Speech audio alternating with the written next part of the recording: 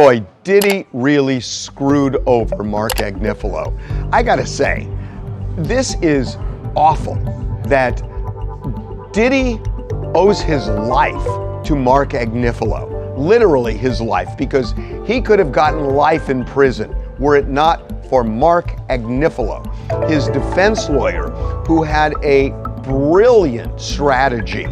And Diddy screwed him over when he hired this videographer to chronicle his life without telling Marc Agnifilo that when Diddy and Marc were on the phone, this videographer was recording what Marc clearly expected to be an attorney-client privileged relationship. Now, it is true that the client holds that privilege, the lawyer doesn't, but Marc's clear expectation was that this was a private conversation.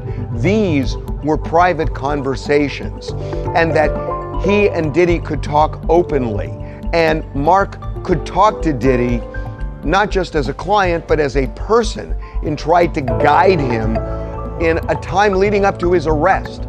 And unbeknownst to Marc Agnifilo, Diddy has got this guy recording the conversation as he's sitting there saying, "You are screwing this up. You are messing up this case. We're losing." And knowing that that's on tape. And it's almost like he's performing for the camera and not telling Marc what's going on.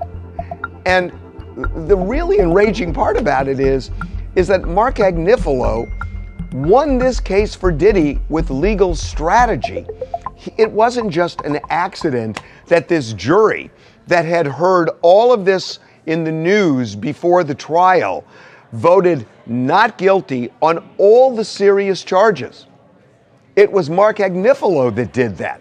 Yet Diddy secretly records this guy and embarrasses him. And yeah, you could say, well, Diddy never expected that it would end up being broadcast somewhere else. Well, okay, but Diddy was planning on using it, or he wouldn't have had it recorded in the first place.